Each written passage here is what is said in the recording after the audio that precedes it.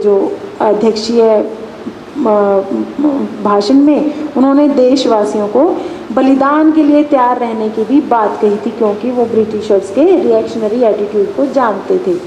उन्होंने अंग्रेज़ों से यह शिक्षा लेने पर भी बल दिया कि भारतीय लोगों को अंग्रेज़ों से शिक्षा लेनी चाहिए कि वे लोग अपने उद्देश्य को प्राप्त करने के लिए कितना बलिदान करते हैं और कितने धैर्य के साथ हमेशा प्रयत्नशील रहते हैं। तो अपनी राजनीतिक पद्धति के बारे में उन्होंने ये बताया कि हमारे लिए सबसे आवश्यक है कि हम स्वयं अंग्रेज़ों से प्रदर्शनों, सभाओं या याचिकाओं के द्वारा बड़े से बड़े पैमाने पर और ज़्यादा से ज़्यादा धैर्य के साथ आंदोलन करना सीखें, और यह सब शांतिपूर्वक तरीके से लेकिन उत्साह के साथ किया जाना चाहिए।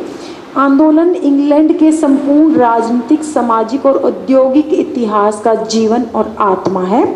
आंदोलन के द्वारा ही अंग्रेज जाति ने अपनी सभी जो उपलब्धियां हैं, अपनी स्वतंत्रता है, अपनी समृद्धि है और सभी मामलों में जो वर्ल्ड में एक विशेष स्थान प्राप्त किया है, उसका कारण आंदोलन ही है।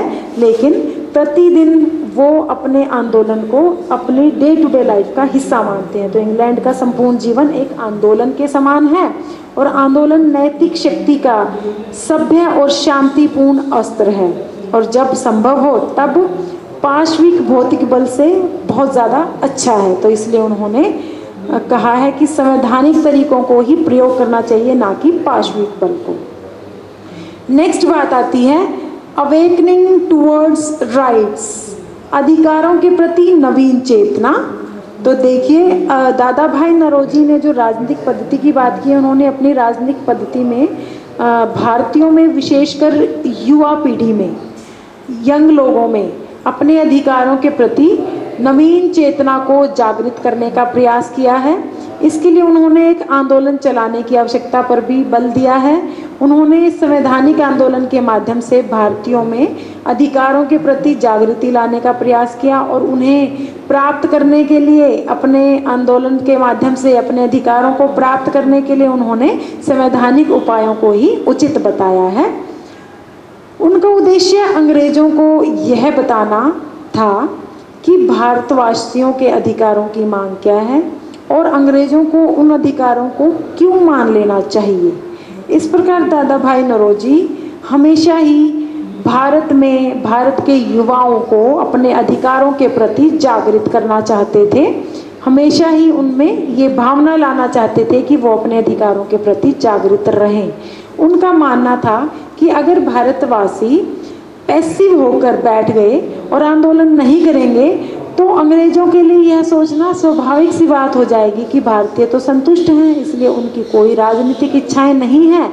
इसलिए आंदोलन को दादा भाई नौरोजी बहुत इम्पोर्टेंट मानते थे, ताकि अंग्रेजों को ये मैसेज ना जाए कि भारतीय तुम्हारे राज्य शासन प्रणाली से संतुष्ट हैं, उनकी कोई भी डिमांड नहीं है। नेक्स्ट बात आती है कॉम्प्रिहेंसिव एंड प्रैक्टिकल, व्यापक और व्यवहारिक। जो उनकी मेथोडोलॉजी थी, उनकी जो राजनीतिक पद्धति थी, वो एक बहुत ही विशेष तौर पर व्यापक और व्यवहारिक भी थी, क्योंकि संवैधानिक आंदोलन की पद्धति जो उनकी थी, उनको गोपाल कृष्ण गोखले और फिरोज शाह उन्होंने भी स्वीकार किया था। लेकिन उन दोनों की तुलना में भी नौरोजी की जो पद्धति थी व्यापक और व्यवहारिक थी। उनकी राजनीतिक पद्धति में स्वदेशी बहिष्कार को सबसे महत्वपूर्ण स्थान दिया गया था। तो उन्होंने ये जो अपनी दो कॉन्सेप्ट थे, जिनको हम कहेंगे स्वदेशी और बहिष्कार, उनका उन्होंने भरपूर समर्थन किया, दोनों अवधारणाओं का। अपनी व्यापक और व्यवहारिक पद्धति के कारण ही जो दादा भाई नौरोजी हैं, वो कांग्रेस के दोनों जो पक्ष थे, उदारवादी और उग्रवादी, जो दोनों ग्रुप थे, उनको संतुष्ट करने में सफल रहे। तो दोनों ग्रुप्स के साथ उनका लिंक था। तो स्वराज की मांग और उसे प्राप्त करने के लिए स्वदेशी और बहिष्कार की नीतियां अपनाने के लिए दादा भाई नौरोजी ने कांग्रेस के दोनों पक्षों के वो निकट चले गए थे इस नीति अपनाने के कारण। लेकिन जैसे जैसे टाइम बीतता गया, वैसे वैसे अंग्रेज़ों की जो रिएक्शनरी पॉलिसीज़ थी, जो उनकी उपेक्षा करने की जो पॉलिसीज़ थी, उनसे वो बहुत निराश हो गए और उनसे दुखी होकर दादा भाई नौरोजी धीरे धीरे उग्र होते चले गए और उनकी भाषा भी कठोर होती चली गई। तो उनकी आलोचना उन्होंने बहुत ही बुरे प्रहारक तरीके से की है, परंतु उन्होंने फिर भी अपना संतुलन नहीं खोया। उनकी रिएक्शनरी पॉलिसीज के बावजूद भी, अंग्रेजों की आलोचना के बावजूद भी उन्होंने कभी भी हिंसात्मक प्रवृत्ति को नहीं उकसाया, बल्कि हमेशा ही संवैधानिक आंदोलनों को की ही बात की है।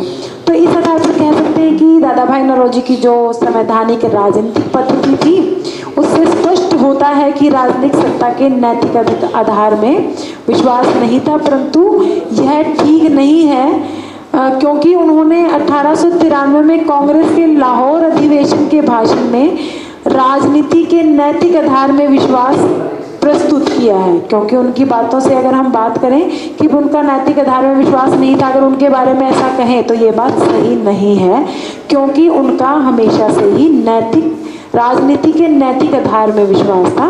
कभी भी वो पाशविक बल में विश्वास नहीं करते थे। तो इस आधार पर उनकी जो राजनीतिक पद्धति थी वह संवैधानिक साधनों में विश्वास करने वाली थी।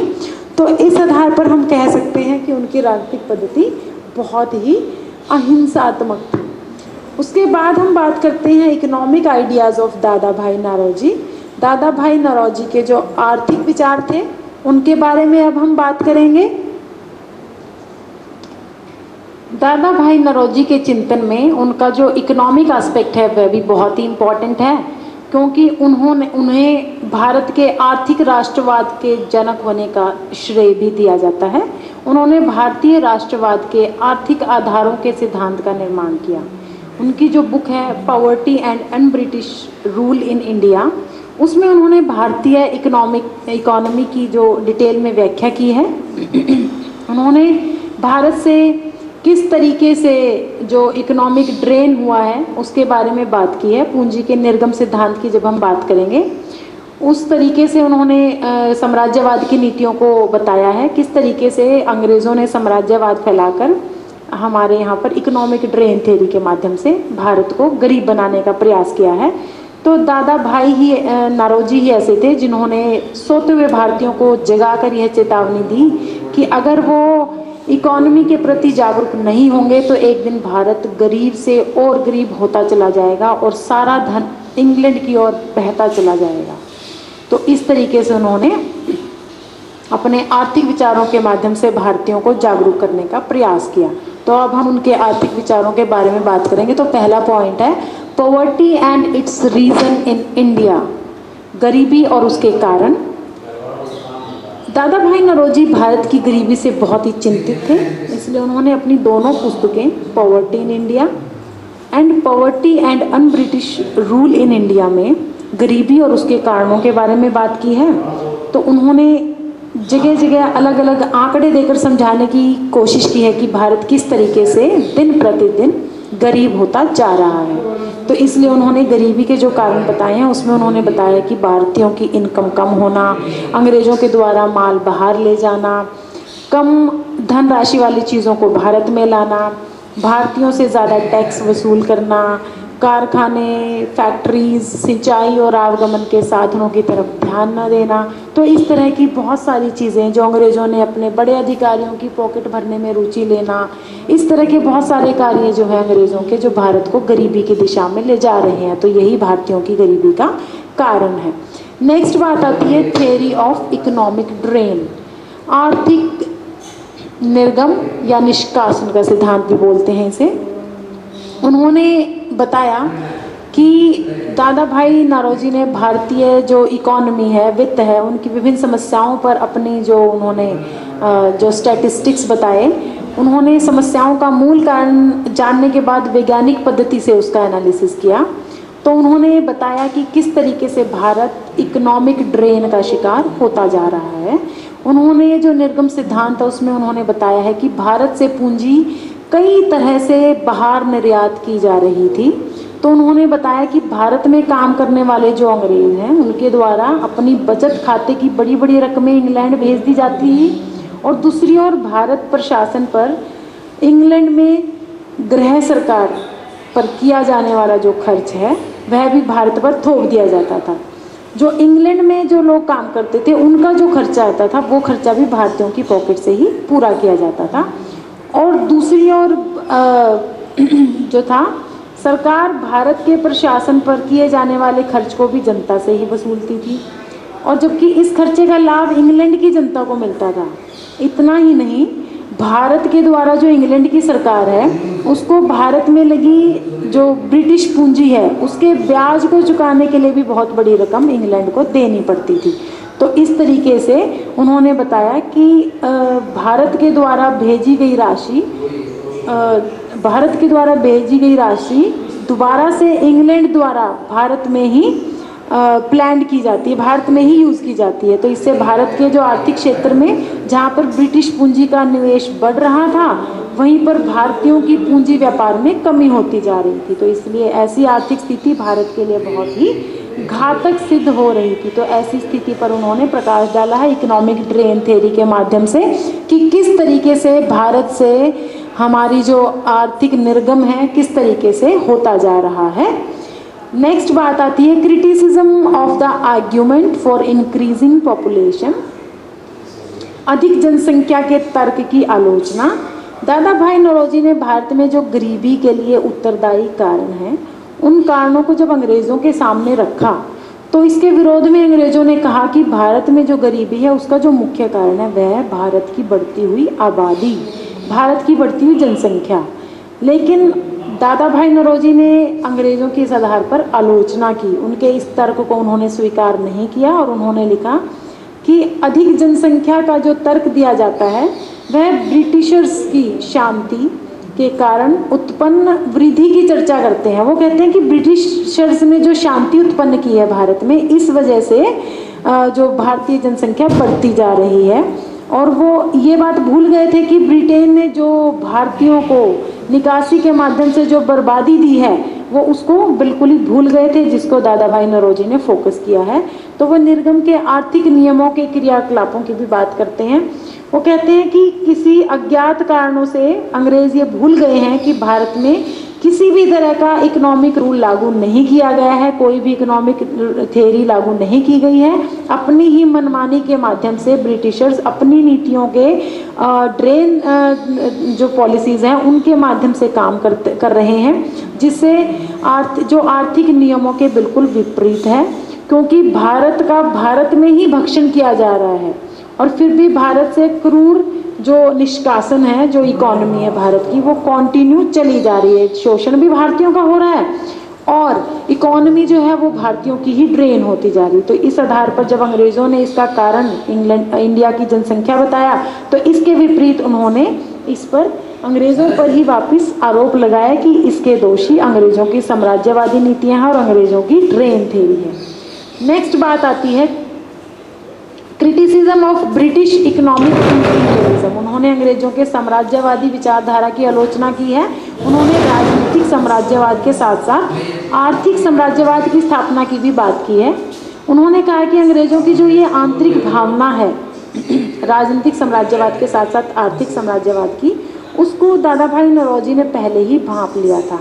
इसलिए उन्होंने भारत में अंग्रेजी शासन के आर्थिक पक्ष के प्रति भारतीयों को जागृत किया और उन्होंने अपने विभिन्न लॉजिक देकर एनालिसिस करके यह सिद्ध किया कि अगर भारतीय अपनी निर्धनता दूर करना चाहते हैं तो वो अपना अस्तित्व और अपना जो एग्जिस्टेंस है बनाए रखना चाहते हैं तो उनको अंग्रेज़ों के शासन से लोहा लेना चाहिए।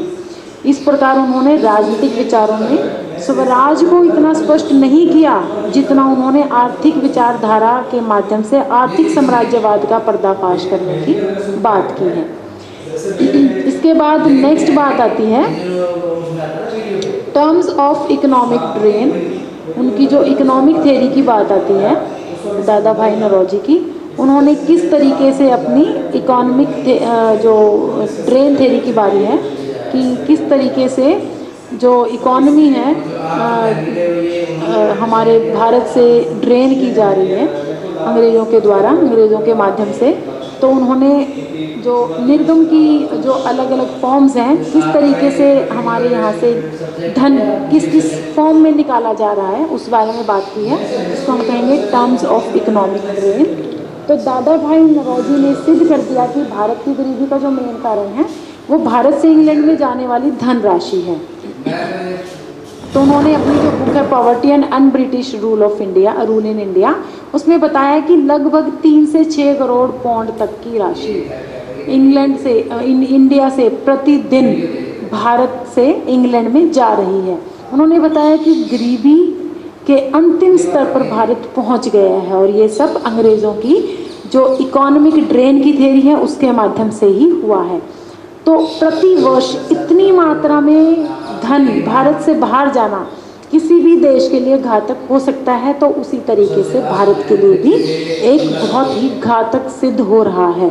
तो इसलिए उन्होंने बहुत अलग अलग तरीके बताए निर्गम के, जिसमें इकोनॉमिक ड्रेन की तरीके बताए, जिसमें उन्होंने बताया है कि ब्रिटिश अफसरों की पेंशन है वो भारत से जाती है, युद्ध विभाग को जो भुगतान किया जाता है ब्रिटेन के जो युद्ध विभाग को वो सभी इंडिया के माध्यम से जाता है, भारत सरकार का जो इंग्लैंड में खर्च होता है वह भी इंडिया के पैसों से ही दिया जाता है, और जो बहुत सारे बड़े बड़े बिजनेस ग्रुप्स हैं जो भारत में हैं लेकिन हैं वो ब्रिटिश गवर्नमेंट के, वो अपनी कमाई अपने देशों में भेज रहे हैं, वह भी इंडिया की ही कमाई इंडिया के पैसे के रूप में ही भेजी जा रही है।